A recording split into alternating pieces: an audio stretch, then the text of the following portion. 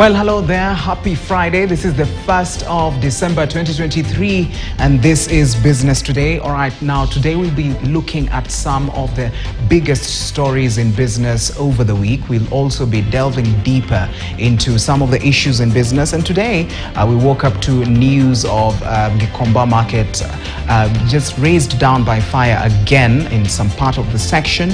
We'll also be delving deeper into this. We'll also be looking at this biggest stories over the week. Also, we know about the housing levy. The court came and said it was unconstitutional and gave 45 days for the implementation. That is until January 10th, 2024. And we'll be looking at this. And speaking with us about these issues is Ken Gishinga, who is an economist from Mentoria. He'll be joining us, giving us his insights when it comes to this. We'll also be looking at the electricity because earlier on in the week we saw that some reports that the 5 dams which have been split into 7 streams, which we call 7 forks. Very many people know them as 7 dams, but it's actually 5 dams.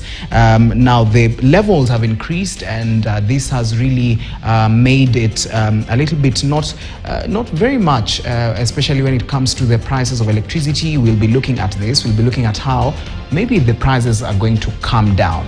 But before we get to all that discussion, let us look at the stories of the day. Now, flour companies in Kenya are now being forced by the change to change their operational model to cater to changing consumer needs at the international market.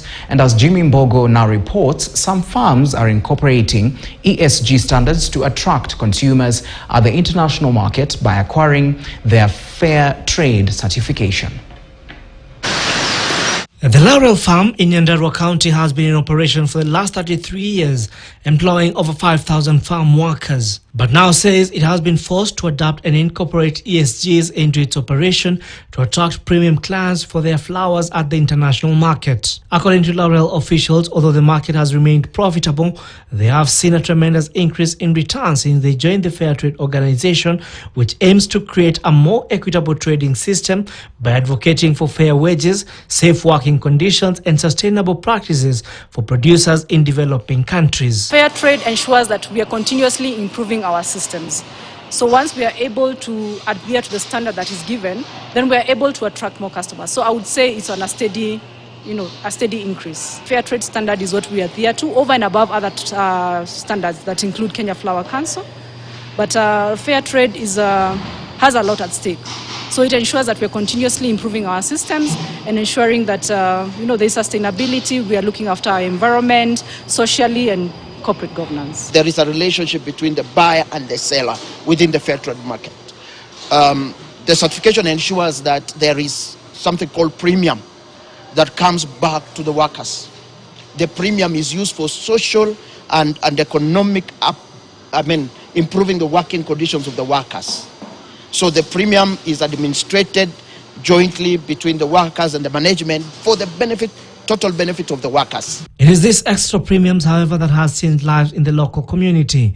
The arrangement allows workers to share in the profits the company makes, which goes into improving their working condition, investing in personal protective gear, and in extension, their livelihoods of work. From this kitty, workers can benefit from zero-interest loans for their household items and bursaries, as well as medical covers. How is this worker treated in the place of work? So we have procedures on payments, procedures on terms of contracts, terms of employment, procedures on working times. All these are incorporated in the standard, and it is something that we are keen on. We are also keen on the level of when they're working. Do they have the right protective clothing? How many times are they given this protective clothing? Workers projects, we have bursaries. We give our workers, if you have a child who is in secondary school, college school, and day schools, we give them bursaries from 13,000 for day schools. We have 30,000 for boarding schools, and we have 40,000 for colleges and tertiary institutions. We also have other projects known as home improvement. Home improvement is where we loan the workers at zero interest the products or the goods that they want. It could be mabati, it could be water tanks, it could be chain links, household items. That one we give them at 0% interest. For the workers, it is the establishments like this creche that allows breastfeeding mothers to work uninterrupted, which they say has been a life-changing investment, cautioning them from extra expenses and time off work, therefore increasing their output at work, even as they urge other organizations to work on improving their working condition for optimal results. Unaweza andika mtu wa kukukalia mtoto huko nyumbani, uwezi afford kumlipa. Lakini huku huwa tunaleta watoto na wako sawa, na huwa hata pesa zenye tunalipa ni kidogo, yenye inafanya tunafurahia na tuko karibu na hawa watoto wetu.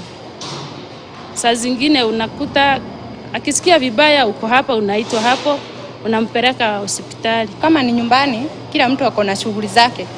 Mzazi wangu wako huko, lakini hata yeye anaendanga kulima. So unaonanga daycare ni nzuri juu mimi niko kazi huku, mtoto wako save huko. As the consumer needs in different markets continue to change, it is logos such as this fair trade logo that will continue to be the determinant of different products' profitability in the market, showing that a product has been grown sustainably and that the workers have been well compensated for their work. Jimmy Mbogo, KTN News, Nairobi. Right now, at least 20 students have graduated from